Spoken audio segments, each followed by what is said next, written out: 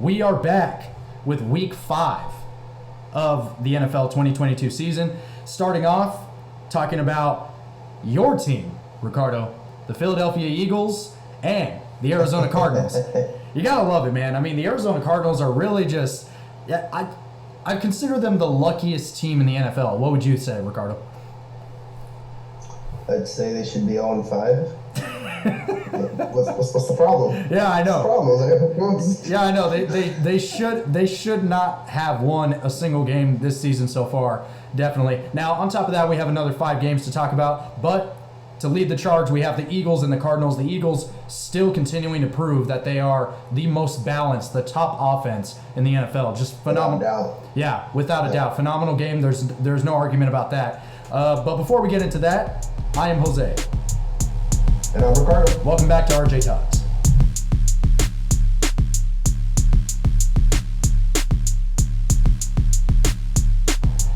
All right, the Philadelphia Eagles, as we were saying in the intro, Ricardo, the easily best offense in the NFL, the most balanced in the NFL, I would say. In the first quarter alone, Jalen Hurts threw check downs. He threw long passes, funny enough, to the left side of the field. Like, all of those long passes to get down the field were all to the left side of the field, and they were all to A.J. Brown, if I remember correctly, as well as a quarterback sneak to get an early touchdown. I mean... 2, actually. 2. It was 2. 2, You yeah. slept through twice. Yeah. Yeah, so in the highlights, they showed the one, obviously, that resulted in the touchdown. Now, it's very impressive to see the Philadelphia Eagles being this effective and this efficient as far as their offensive strategy goes, right? There's not one person that's being targeted constantly unless it's A.J. Brown, because he himself has just been able to get open, right? Now, The Arizona Cardinals have, throughout this game and throughout the past few games, have shown some promise in their pass defense, right? It has not been entirely terrible, right? So, with that being said, it's great that the Philadelphia Eagles are still looking this good, even against that kind of defense, right? That's not to say that they're not even close to the best defense in the NFL, but as effective as the Eagles have been, it obviously has continued to work out for them. They are still the only undefeated team in the NFL, and it has clearly shown, it's been clear that the offense has a lot to do with that. No, without a doubt, Jose. You pretty much, I pretty much agree with all you're saying. Just to add a little bit of differences, we'll add not differences, but a little more to what you said on about Jalen Hurts and targeting his weapons. What did we talk about early on in the summer? We're like, man, he's got some weapons. He's got Dallas Goedert, Devontae Smith, A.J. Brown, and then now we're seeing Quez Watkins and Miles Sanders get those checkdowns as well. It was funny enough, dude. I thought A.J. Brown had the more yards in the game, but it was actually Dallas Goedert. I'm looking at it right now. It's 8 receptions for 95 yards. What that tells me, Jose, is that he is not forcing anything. Doesn't have to force anything to double coverage, playing it smart. And that's what I love to see in a quarterback, dude. Even though he had 0 passing touchdowns, he had 0 interceptions. Absolutely. No turnovers. Especially in a close game. Yeah, and the fact that Jalen Hurts is this effective with the ball, he's also carrying the ball very, very effectively. Now, before we started recording the podcast, did you not say that he led the game in rushing yards? Yeah. Yeah. Got the same amount of carries as the running back. I think beat him at 3 yards. That's incredible. That's incredible. Now, Lamar Jackson is still continuing to show himself as the best quarterback in the NFL, if not very, very, very much up there. He's top 2 for sure, top 3 even, right? But Jalen Hurts is leading the most effective offense in the NFL right now. Yes, sir. Right, and that's not even to speak on the offensive coordinator or the head coach for the Philadelphia Eagles, which names slip by me. I'm sorry about that, but the leader of the team, the on-field leader of the team, is definitely, he deserves the credit that he is being given. Yeah. Yeah. No, and absolutely, dude. And it's funny that you mentioned the both of them, because both quarterbacks that nobody likes. They're like, are they really a quarterback, or are they just an athlete who kind of has an arm? Like, can he really lead a team? Can he stand up to the pressures? Blah, blah, blah, blah, blah. But what I love is that they run effectively, dude, but they're so different styles. Like, Lamar Jackson is speed, and I'm going to juke you, and I'm going to pull you off your feet. Jalen Hurts is straight in the narrow. He finds it open, and he just goes straight, take a seat, and he'll go it. He can run effectively because he's smart too. He doesn't do the Cam Newton thing where he tries to truck everyone. Now QB sneaks are different, obviously, because you're trying to force yourself into the end zone. Right. But when you're passing and then you just decide to run, it's very important that you slide and avoid those hits. And he's doing that because he knows his team needs him. And I love his progressions. I love his progressions as he's passing the ball. He doesn't seem like anything affected him. He got sacked twice. It happens. Not too bad. But he didn't lose his composure. That's exactly how it is. That's the best part for me. Yes. And Jalen Hurts is one of the younger quarterbacks on the scene, right? If I remember, this is his third or fourth year in the NFL, but it's his third year. This is his third year in the NFL. That's right. Yeah. And the fact that he looks this good and he's really starting to break out and become the best that he possibly can be, it's fantastic. It's fantastic to see that Jalen Hurts is leading the team that had, like we said last week, he had no excuse going into this season to not perform at the highest ability, and he has most definitely stepped up his game. Now, and we can talk all day about the Philadelphia Eagles offense, and quite honestly, if I don't stop myself now, it's going to be this entire episode, Ricardo. So it's gonna be an Eagles episode, yeah. That's right.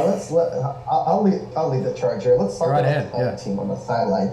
Oh my goodness, what a great way to talk about it. First, get down 14-0, and I'll give them credit. Like you said, the Cardinals' pass defense has surprised me. They have been playing remarkably close in these games. I thought they were going to be one of the worst defenses in the league, but it's very much by committee, Jose, where you've got Byron Murphy Jr., Marco Wilson, Buda Baker, and some other young guys stepping up to the challenge. Linebackers have been showing some display in the coverage game, like no interceptions, obviously, but like being there close by. But my goodness, their pass defense technique is just awful. They're just like two strong men trying to look agile. But anyway, they are, yeah, yeah. But they're able to be there. They are able to be there. Now I'll give Kingsbury a little bit of credit for this game, and there's a reason why it was close. They actually ran the ball surprisingly effectively. Quite a bit. Trying to do something different. Quite a bit. Yes, they did. Not just having Kyler make everything up on his own on the fly. No, they lined up to run the football.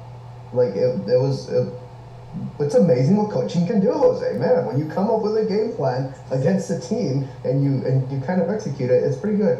They haven't had some close games, but I still don't have faith in them, dude. I just honestly think, like you said, it's the luck of the draw of how they're coming up close in these games, but they show their true colors because they can't close. Yeah. 2-3. Definitely. And to add further to your point, it's just the Arizona Cardinals have moments of good offensive plays, right? But then it's what's sprinkled in there, well, not even sprinkled in there, I would say just a few dashes of the salt shaker, right? What's actually placed in there is decisions like this, where Kyler Murray is threw an interception in the first quarter on a 1st and 10 play.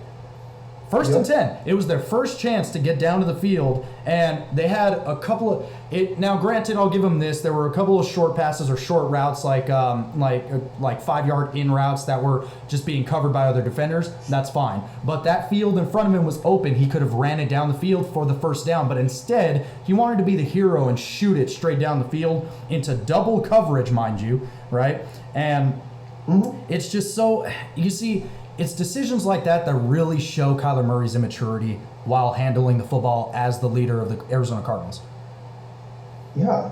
And if he doesn't want to run the ball, dude, just throw it away. Exactly. To fight another day. Exactly. Just down. Yeah. Just throw it away. Yeah. No, you throw it up into double coverage like Marquise Brown is Calvin Johnson. He's going to jump over two guys. That's not D-Hop. That's a guy who's shorter than you. It is. I mean, isn't he 5'6", 5'7"? He's close. Yeah, they list him as 5'8", but he looks like 5'8". Sorry, they list him as 5'9", but he's like 5'8", dude. Yeah, he's about 5'8". He's about 5'8". Now, just a funny little side note. While I was watching the highlights, about 4 minutes in, I think it was like 4 minutes in, Marquise Brown scored a touchdown. Right now, I'll give him this. It was great. It was great. great footwork on his part, right? He was able to evade 2 tackles before he just ran into the end zone. So good on him. Yeah, no, that was a good play. Something funny that happened though is he ran into the end zone, and then they had their celebration, right? Rondale Moore comes up to him and smacks the crap out of his helmet. It's the funniest thing. So if anybody goes ahead and watches the highlights, just watch Rondale Moore just smack the crap out of Marquise Brown's helmet. It just looks really funny. That's something, just a funny little side note. Yeah. A funny little side note. Watch it at half speed, slowed down. Yeah, it's pretty hilarious. I thought it was hilarious at least. But anyway, back to the game. Arizona, especially in the second half, was really starting to show their decent pass defense, right? But again, it was in the second half after Philly had scored 2 touchdowns already. So it's not like, I mean, at that point, too little, too late. Would you say, Ricardo? No, dude, absolutely, yeah. Like, it's just they get these like random surge of like, oh, we have a game now. Right. We should actually start playing to the best that we can. Sure. Now, it's just. And by the way, that Marquise Brown comment, I love that he slapped him because Rondo Moore should be like that option that Kyler Murray's looking, not Marquise Brown. I say Rondo Moore is better than him. They're the same size. Rondo Moore is stronger and he's quicker, and he can catch better. Yeah. Just like when you get Marquise Brown, these decisions, and it doesn't add up. I'm like, give Rondo Moore those options, those like comeback routes, those like dig routes, those drag routes where Marquise scored the touchdown because that was a strategically great plan and play. But it's too little, too late, and then it's like it's like what we talked about with Dak Prescott, dude. It's like the comeback effect. When you're trying to come back, you're gonna obviously score points because the defense is like, we got the lead. It doesn't matter. Where are you when it's 0-0, or when you're down 7-0? Are you 14-0? You know? When it actually matters, yeah, absolutely. And I agree with you 100%. I mean, you should be there to play the game from start to finish. As soon as that clock hits 0, that's when you're done. Yes. Yeah. Now, I don't know if you have anything more to say on that game. I mean, again, let's keep it going. Let's keep it going. Again, phenomenal gameplay by the Eagles. Cannot wait to see how they continue to progress throughout the season. The next game that we could talk about is the Dallas Cowboys versus the LA Rams. All right, 22. Statement game for them. Oh yeah, absolutely. So 22-10 victory for Dallas over LA. Now, one of the things again going into this game was the LA Rams offensive line.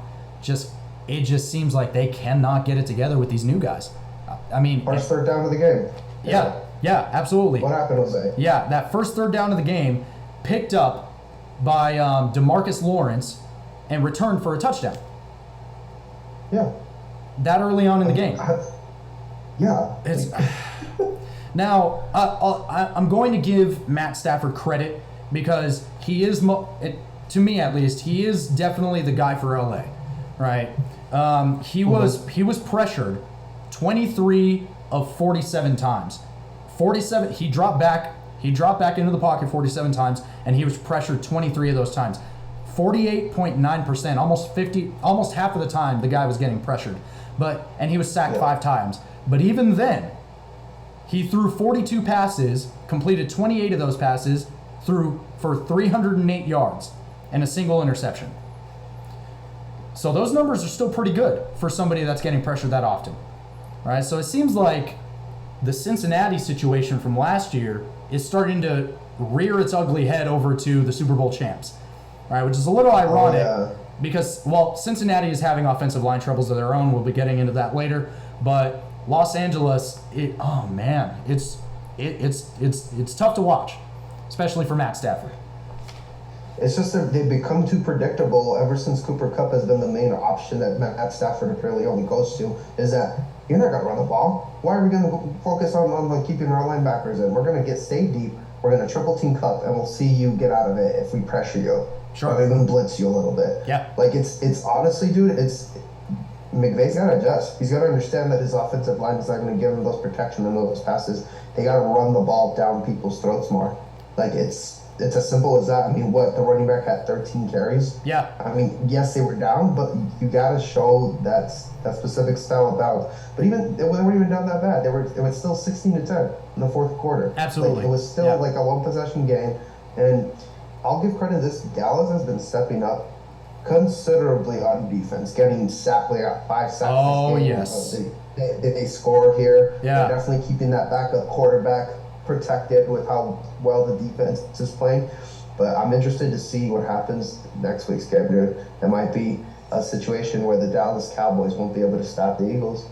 Might be. We'll see. We'll see. Yeah, exactly. Especially in that divisional game. Now, before we move on from the offensive line, number 2, the blocked punt. All right, that's something else that we have to talk about as well. Another failure by the offensive line. That center just was not ready for the rush. And it just pinned LA back. I give that to the punt protector job, Jose. I can honestly say, as a high schooler in football, as the guy in the back who's in charge of the snap, not the center, but the guy right behind him, like 5 yards deep. Right. You're in charge of calling out who's coming. So like, okay, this is the middle. You guys are gonna block these guys to the left. You guys are gonna block these guys to the right. The guy in the middle is mine. That's just that someone, either the punt protector didn't do his job or someone up the middle messed up. So either the punt protector whiffed, but I get your point though. You can't have that. Like that's the main point of this, is that you gotta protect, let alone your quarterback, for your punter, for Christ's sake. Like that's right. It's paid to get rid of the ball in a second. Absolutely. Yeah. So I mean, it's tough. Also, Matt Stafford, I think he could benefit from just letting go of the ball more often. You can tell that he's not used to getting pressured like that, because every single time he was sacked, he was holding onto the ball and he just would not let go of it. It was stuck to his hands. So that's another thing that he could probably do to improve his game for the next few weeks, because if this offensive line situation is going to continue, not only does McVay have to adjust, but Matt Stafford needs to follow suit in that as well. He most definitely has to. I mean, he needs to realize the situation and say, hey, you know what? My offensive line just can't perform. That's just how it is.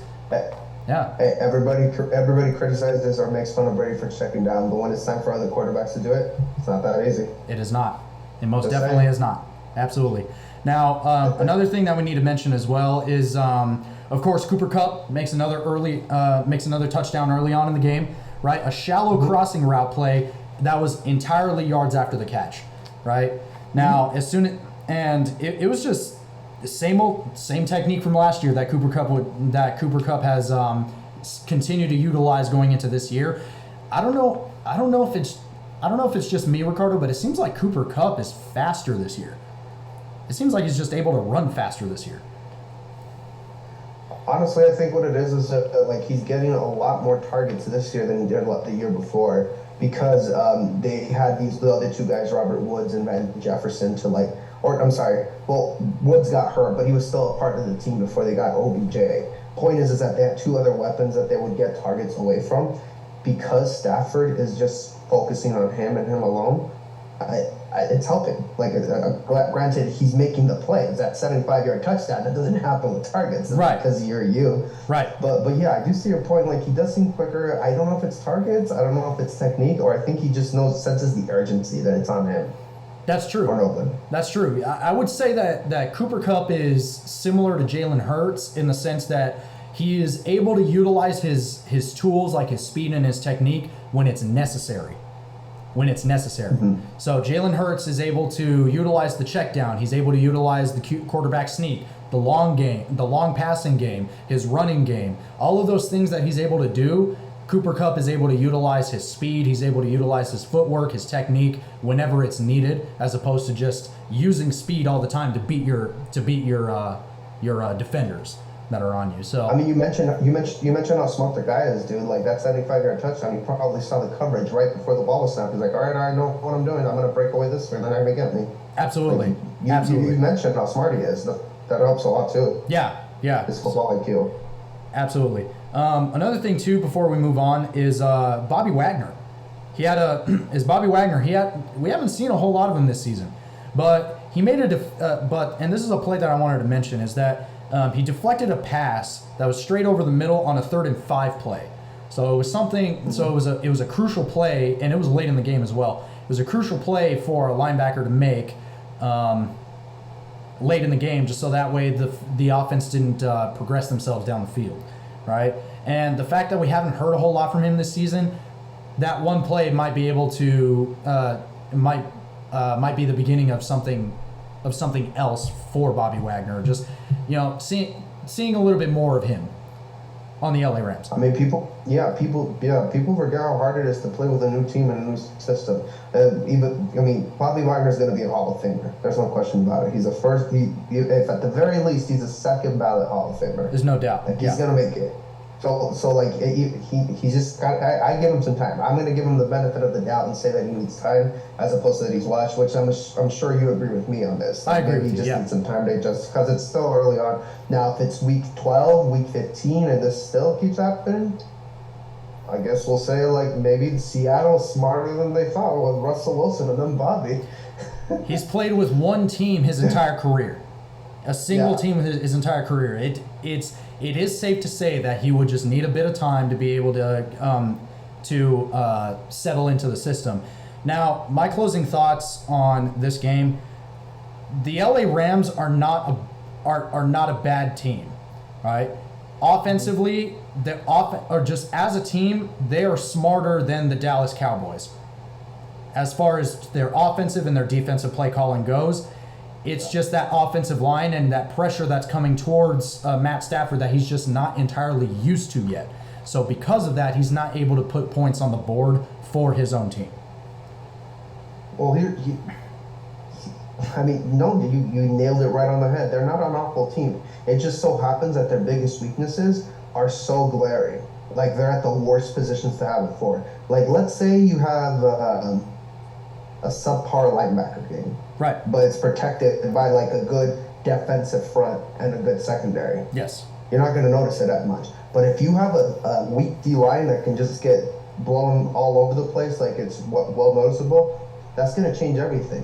One of my coaches told me he can tell how a game's going to show out just on how the lines play and the offense and the defensive lines play in the first quarter. He doesn't watch the rest of the game. He's like, I already know who's going to win because I can see the aggression coming out. And that's absolutely true as far as the NFL, dude, because their biggest weakness is the most important, especially when you only have one weapon. So and then what's Dallas' strength? You just mentioned it, that D-line. So their biggest weakness went up a team that had the biggest strength to go against that weakness, like you said. So it's just luck of the draw. If maybe the Rams will play a little better later on, but as far as right now, Dallas is looking unstoppable. But I still say they're yet to be tested with a team that can challenge that defensive front, and we'll see that next week. I keep hyping it up, dude. I'm just so excited about those Eagles.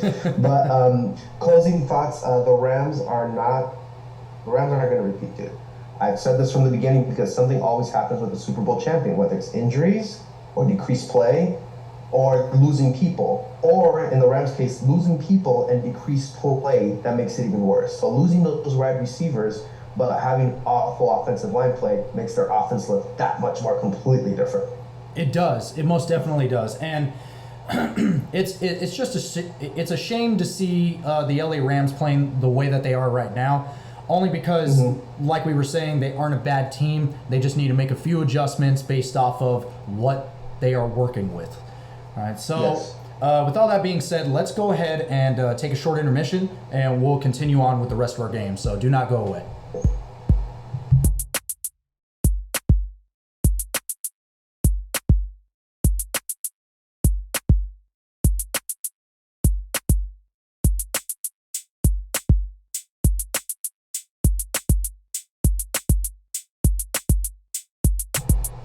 All right, moving on to the surprise, honestly. Well, not so much the surprise, but the New York Jets and the Miami Dolphins.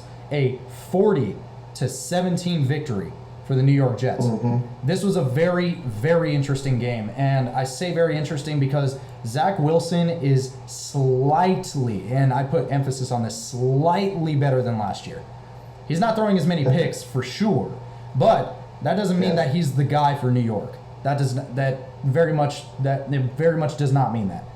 However, the Jets defense looked pretty good this past game, I would say. Sauce Gardner coming out with, I believe it was 1 or 2 interceptions, right? And a sack. Resulting in a safety very early on in the game.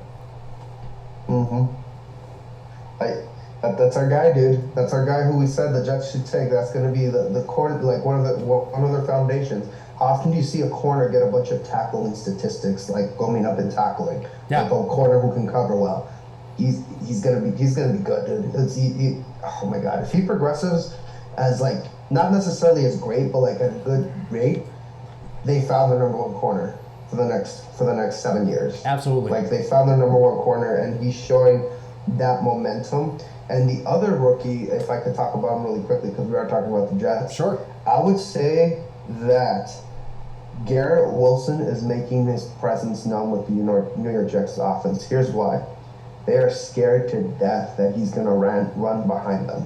It's not necessarily the level to like a great receiver like a Tyreek or whatever, but they know that guy's fast. So the more attention that they pay towards him, the more mistakes can happen, or that they forget about the other receivers, because Bryce Hall and Corey Davis aren't. I don't think they're better than Garrett Wilson. I just think Garrett Wilson's getting some of the attention, and because Zach Wilson is limited at quarterback, might not necessarily get the same opportunities, because with a big play guy, Jose, like big speed, what are you gonna do with him? You're gonna have him go downfield for those longer routes. Sure. And then you have the intermediate receivers. You know. Yes, exactly. And that is a good segue into the Miami offense, because obviously you have track stars like Jalen Waddle as well as Tyreek Hill. They have been able to make plays happen for Tua Tagovailoa. Now, unfortunately, he is still on concussion protocol. We send our best wishes over to him, as well as Teddy Bridgewater now, because now Teddy Bridgewater is in the same boat. Now, he may not be as bad as Tua, but does not matter. They're still both on concussion watch, and it is very unfortunate for the Miami Dolphins because they just came out swinging, man. But Skylar Thompson, their 3rd string quarterback, came out, and oh man, it was a completely different Miami Dolphins offense for sure.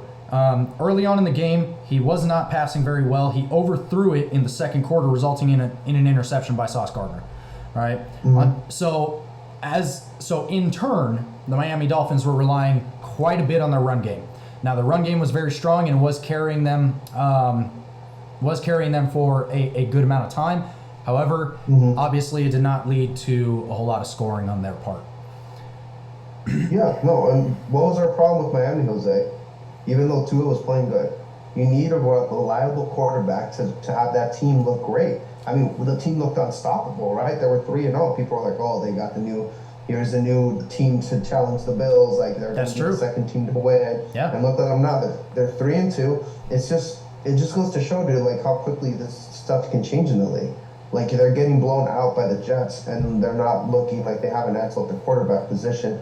And I say Mike McDaniel, like it's a really, really tough spot, because you know they're not going to rush Tua back with how bad it got against the Cincinnati Bengals, without going into too much detail. So they're gonna be precautious, take their time. And Teddy Bridgewater, God love him, dude. He's a great player, like a really good, humble guy. Like all his teammates love him, but he's not the guy either. He's not. It just shows the weakness that they have. They have all the talent in the world. They have the speedsters. They have Raheem Mostert, who goes up to like 21 miles per hour running. Tyreek Hill, Jalen Waddle, Gesicki over the middle. What does it amount to without a quarterback? Nothing. Unfortunately, nothing. Yeah. Yeah. And the Jets, and it did not help that the Jets defense really did set the tone for the game, specifically that defensive line. So not only do you have your 3rd string quarterback in for the Miami Dolphins, you have a 3rd string quarterback that is coming up against consistent pressure from the opposition. Yeah. So now, early on, switching back over to the Jets offense. Early on in the game, it seems like the Jets were using Zach Wilson as a game manager, right? Especially after last week. Yeah, exactly, as they should. Yeah. Now, a lot of quite a few news stories were talking about Zach Wilson. This game, he threw the ball 21 times, completed it 14 times. Not bad. 210 yards, 66.7% completion, no touchdowns. They were all rushing touchdowns. Now, we're not going to forget here at RJ Talks, though, that just last week, Zach Wilson threw the ball 36 times and only made 18 of those. Half of the time. 252 yards, 1 touchdown for 2 interceptions. So a lot of people are really starting to talk about how Zach Wilson is stepping up to the plate for the New York Jets. You're not fooling me. I'm sorry, but you're not fooling me. Okay? Zach Wilson is not the guy for the New York Jets, and as long as he continues to play like this, luckily for him, he's going into his second year. Okay? He has time to develop, but the bar is pretty low right now, Ricardo. And I think for the New York Jets, he definitely has a lot of work to do going into this season as well as the next 3 after that. Because what have we said before? It takes about 5 years to prove your worth as a new quarterback in the NFL. No, you're absolutely right, man. I'm so proud. Thank you, Jose. Like, it's just, people get too excited with the moment, man. Like, they're just like, oh, he could be the guy. You're like, no, stop, pay attention. What have you been seeing? What have you been seeing from this guy? His weaknesses, his strengths.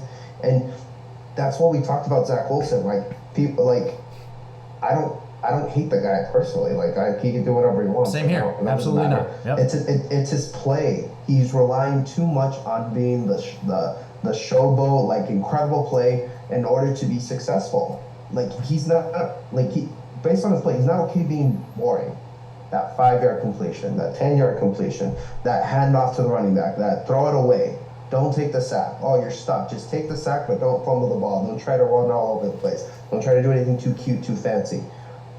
I'll give him credit for this, Jose. He has 0 interceptions so far, but it's pretty easy when you're pulling the opposition out so far.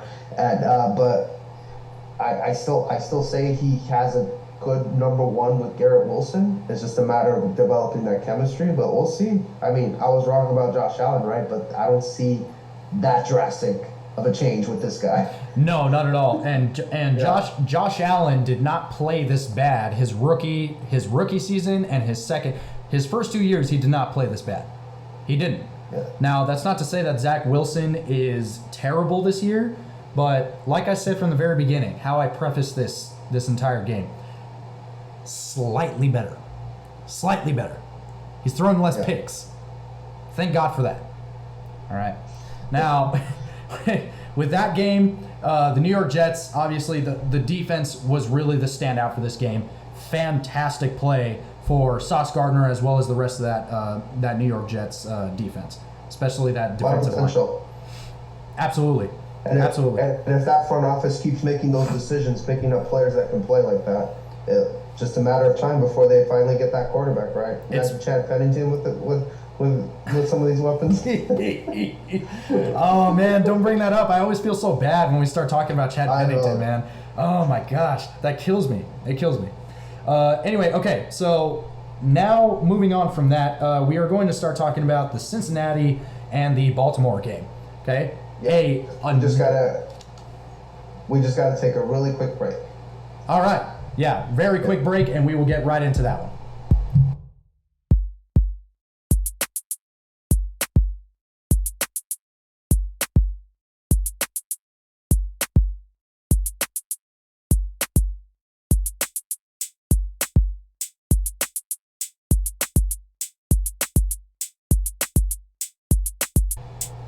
All right, folks, and we are back with the Cincinnati and the Baltimore Ravens going at it 19-17, the victory for the Baltimore Ravens. Now, this was a nail biter, obviously, and you can tell by the score. Mm-hmm. The biggest highlights to me are the Bengals offense.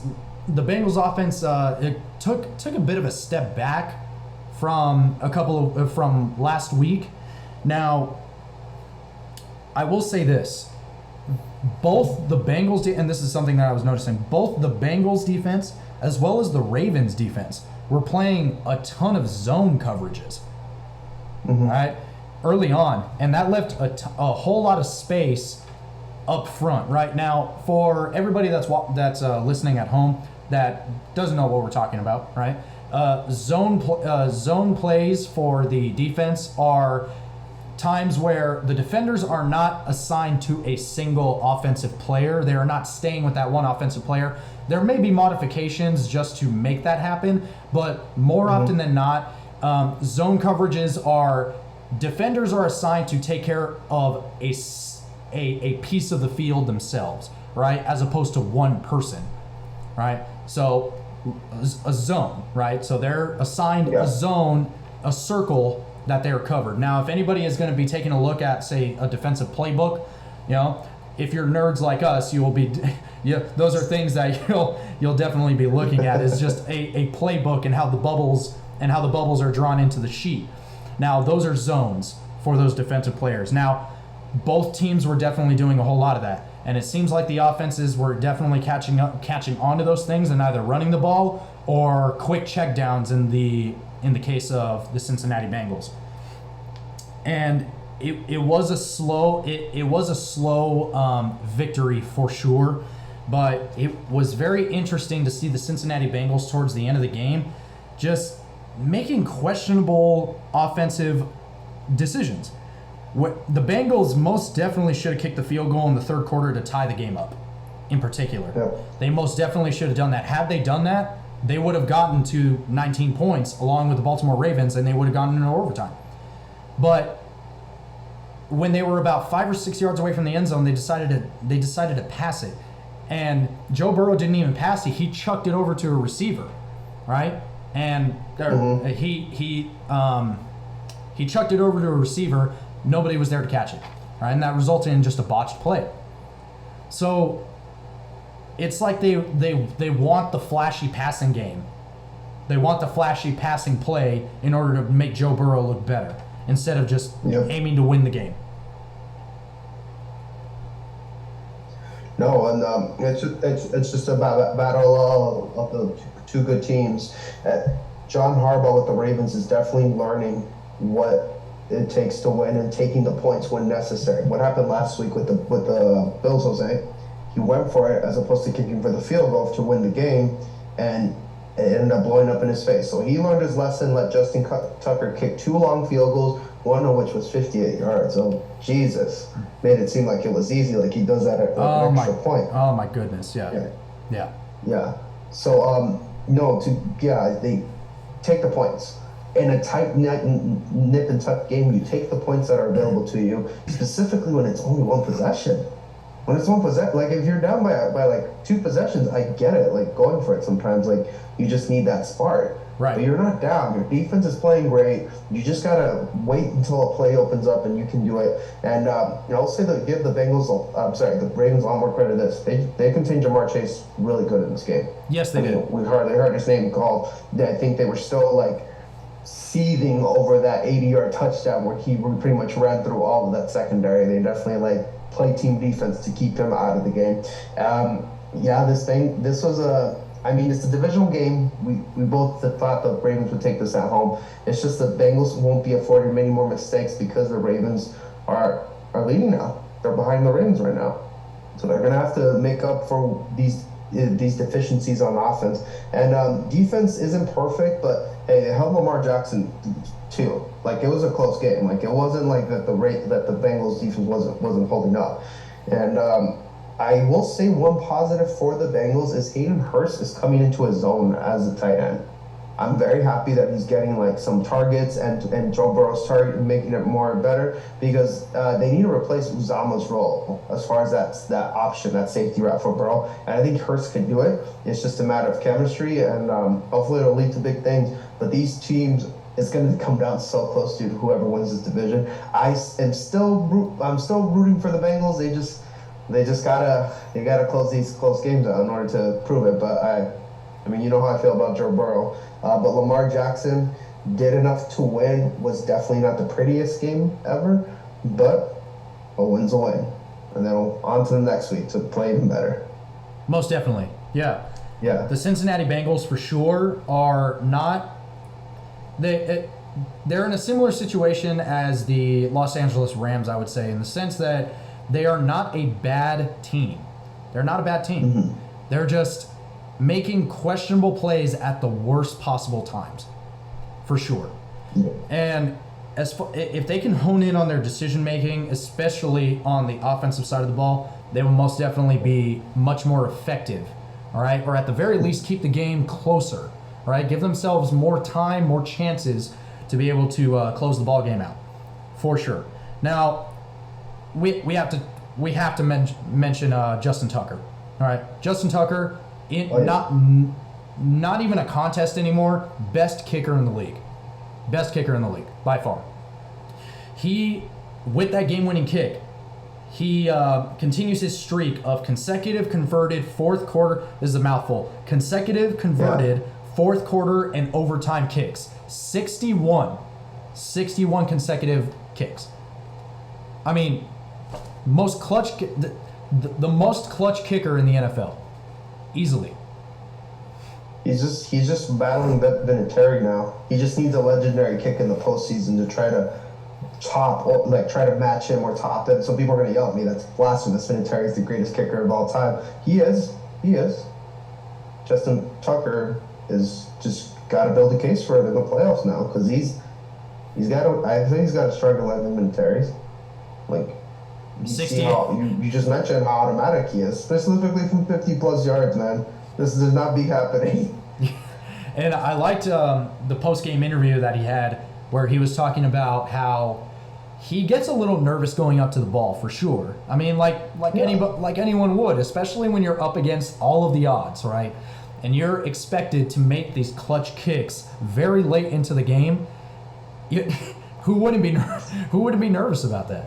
But at the end of the day, he talks about it and he says, it's not about my feelings. It doesn't matter. It doesn't matter how I feel about it. It's how effective I am at kicking the ball. And my goodness, he has just taken that philosophy and completely ran with that. Just absolutely impressive for Justin Tucker for that game-winning kick. All right. Now, with all that, let's go ahead and move on to I believe that is the last, or this will be the last game that we talk about. It is the Chargers, right? No, this isn't the last game. It's going to be the Chargers, or actually, let's move on to the Panthers. Let's move on to the Panthers and the Niners. Now, a lot of movement after that game. Oh my goodness, yeah. So now, the Niners and the Panthers. Okay, Ricardo, where do we start with the Carolina Panthers? Well, we could start by saying that everybody was wrong. We thought there would be a playoff team with Baker as a quarterback. Like, this is still the same team from last year. They were a top 10 pick for a specific reason. I mean, what to start? The defense, Mayfield overthrowing receivers, leading to interceptions. Early on in the game, too. Early on in the game, too, in the first quarter. Yeah. Overthrowing a receiver. Yeah, and then defense is just letting. Jose, what does San Francisco do great? They run the ball. Yes. They run the ball. Exactly. Fantastic run game. Gashed all over the place. No adjustments made. Nothing changing specifically. A great day for the Niners defense. And Deebo Samuel didn't even have a good game. He had a touchdown. It was mostly the running backs and the other players on the team making that game. Jeff Wilson, who was another member of that running machine that they have in San Francisco, a great day, 17 carries, 120 yards, a touchdown. Trevor Coleman got another touchdown, and then just enough balance to keep Jimmy Garoppolo fishing on the offensive end, looking like a decent quarterback.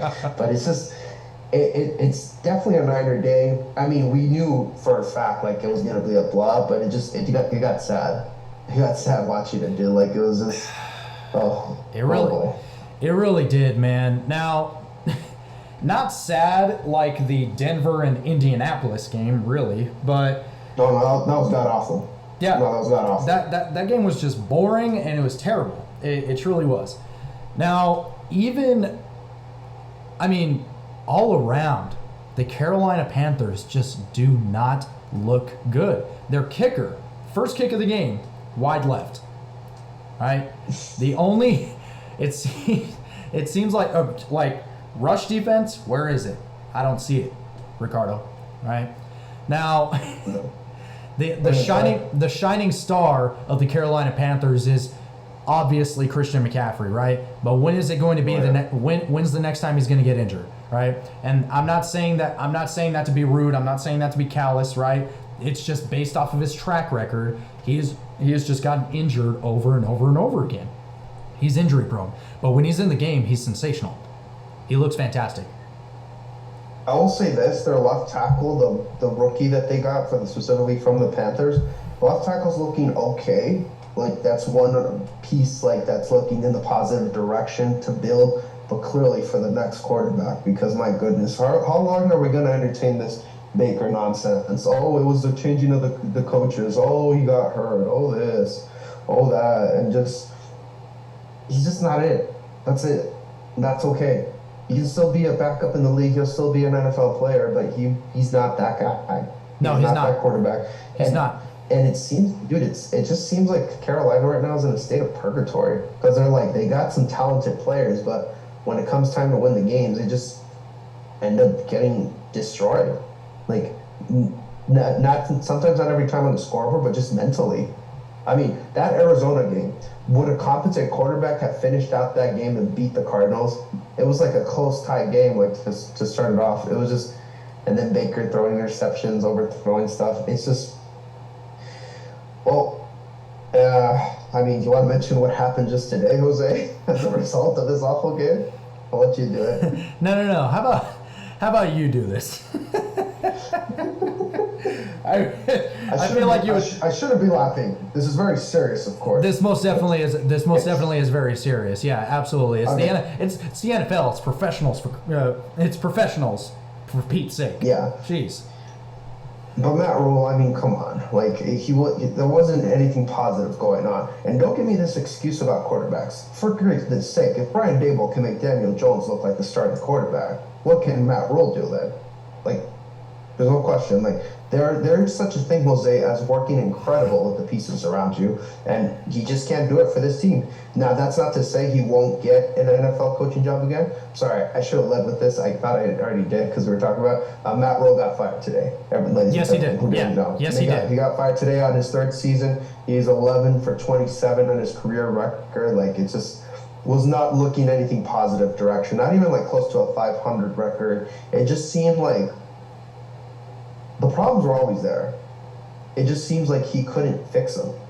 Right. And sometimes that happens. It happens. Like, it's not necessarily for lack of trying. I mean, but they weren't fixed. And they weren't fixed. And I don't blame the Panthers for moving on forward. They had seen enough. They had seen enough. Like, they saw enough. Yeah. Yeah. And I've seen enough about Baker, too. This whole thing that he's injured, he's going to be out for a couple weeks. No, he's going to be on the bench for the rest of the season. I'm over it. If I'm the Panthers, I have P.J. Walker in, because I know that guy, he will have some potential, at least compared to Baker. This guy just looking for an opportunity to lead. He looks okay, but is he really that much worse than Baker at quarterback? I mean, but closing off the short but sweet brief chapter of the Carolina Panthers with the Matt Rule era, the very impressive turnaround in college, there is such a thing, Jose, and we saw it last year, about college head coaches who have great success have trouble adjusting to the league. It's a very, very different game. Different game from recruiting kids to come to your school, for putting on a suit in front of sponsors, talking to kids' parents, making it all personal, to just making cold, calculated, game plan decisions to win games. Now, I'm not questioning his football IQ. I mean, he was a college head coach, for Christ's sakes, an NFL head coach. But there's a difference. And there is a learning curve between college and pro.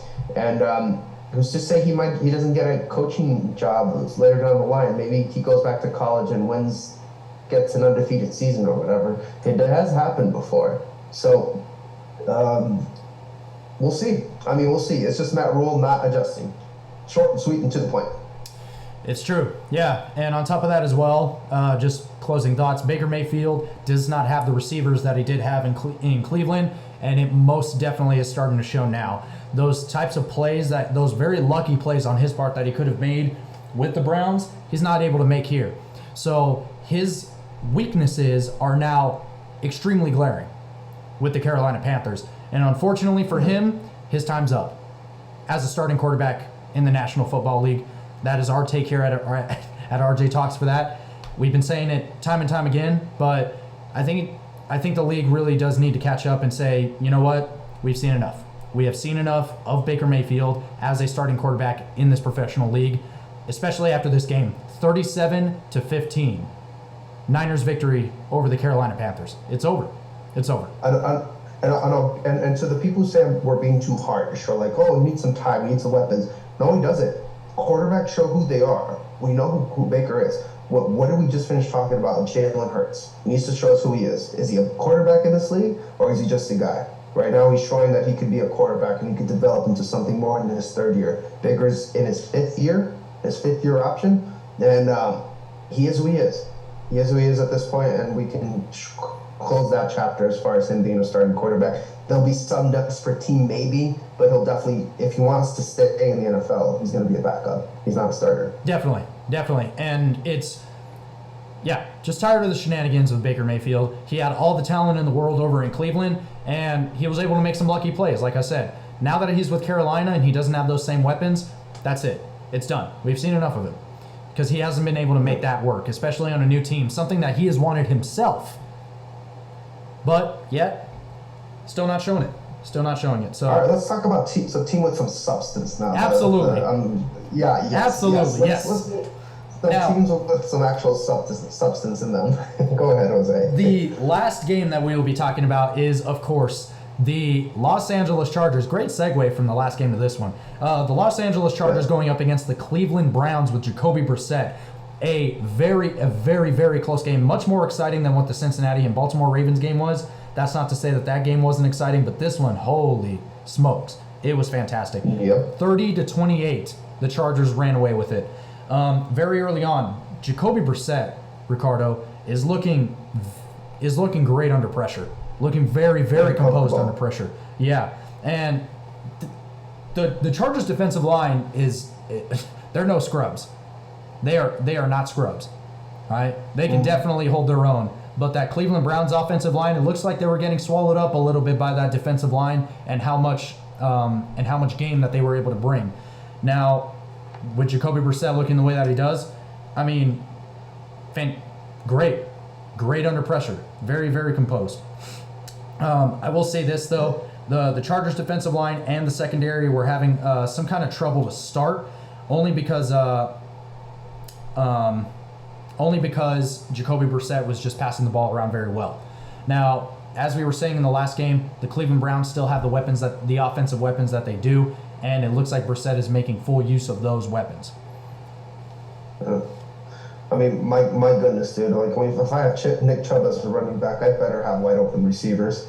I mean, you gotta be kidding me with the way this guy runs the ball. Yes. 17 carries, 134 rushing yards, 2 touchdowns, and as long as the game was a 41-yard run. So that means if you take that run away, he still had 97 yards rushing, short over 100. Great. It's just I love Nick Chubb, dude. I love how tough he is, how he runs, and how he doesn't change his style. It doesn't necessarily look as flashy, but it gets the job done. A very Cleveland style mentality. Now Jacoby Brissett, we had him winning games for a reason, dude. We had some going for some respect for him as far as how he's doing, but they lost the game they should have lost. It's not a bad loss to say the least. Like if it was against the worst team, would have been like, what's going on here? But you lose a nail biter to the Chargers, potential.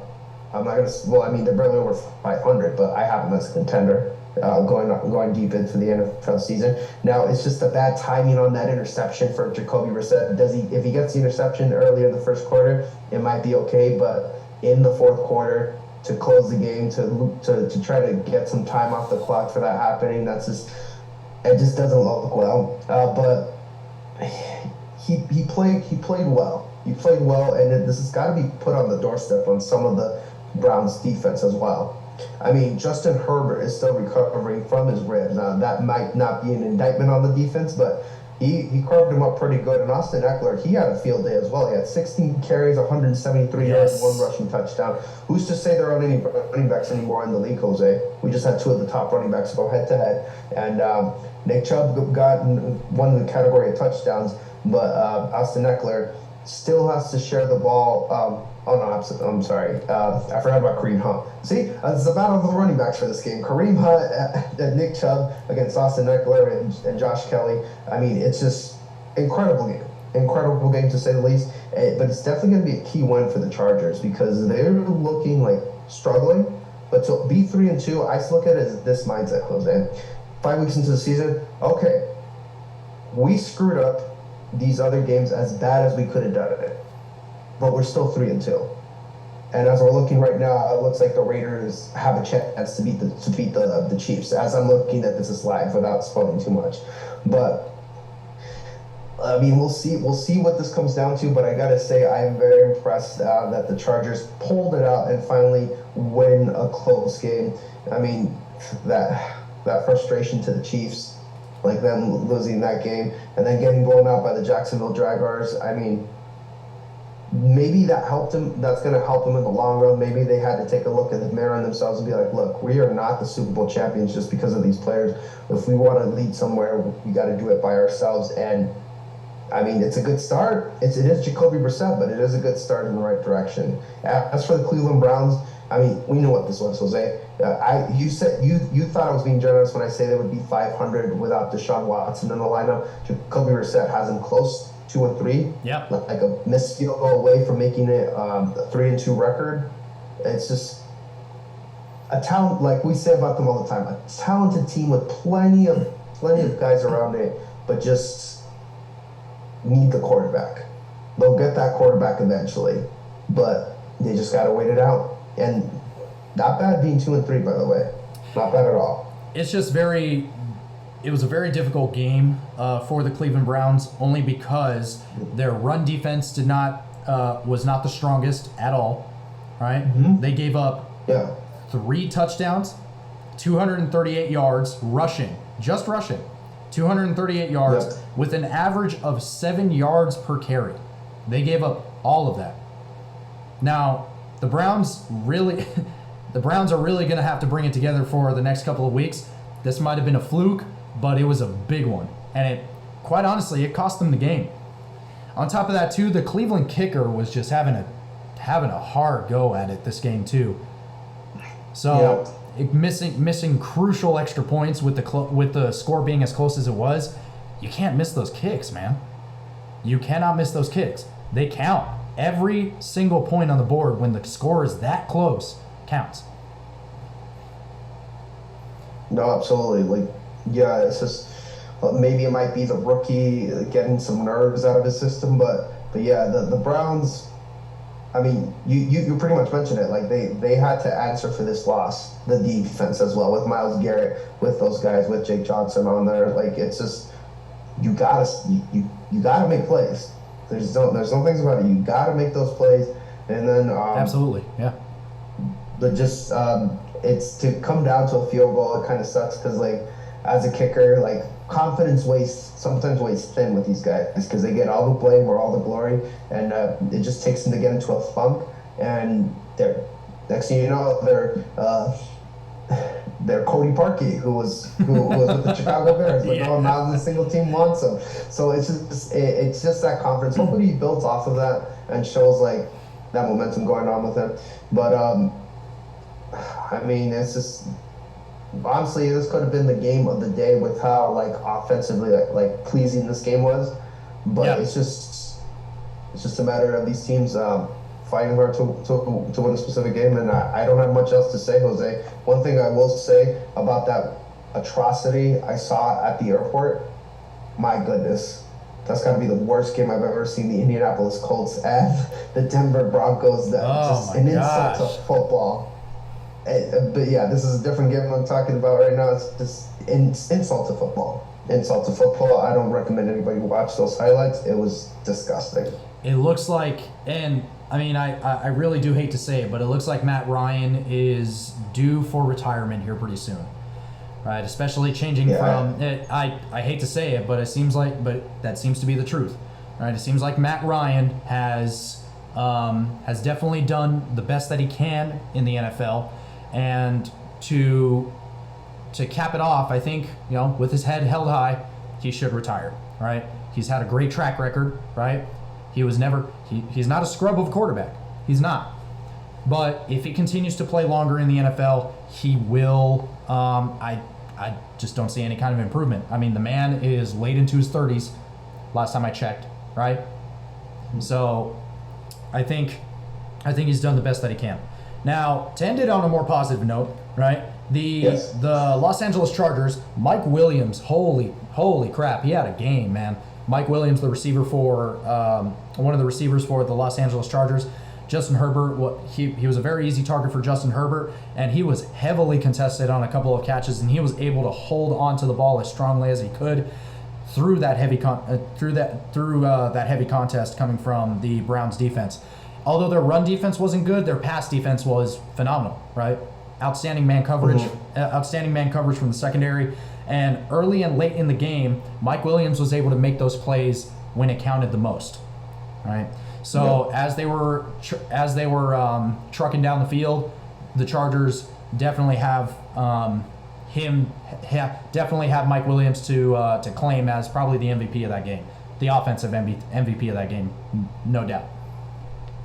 He's doing something this year, Jose. He's going to get that contract because he's made it clear that he's Justin Herbert's second target when Keenan Allen's double covered, because Keenan Allen right now is hurt and out for a couple weeks. So Mike Williams is showing what he's got, and he's that big body receiver, like you just said, like making those contested plays, pushing his, not to sound crude, but pushing his butt out towards the player and pushing him out of the way, so that it's just, I mean, when the guy's 6'4", dude, with that athleticism, I don't blame Herbert tossing it up to him the way he does. Sometimes I'm like, what are you doing? But then I'm like, wait a minute.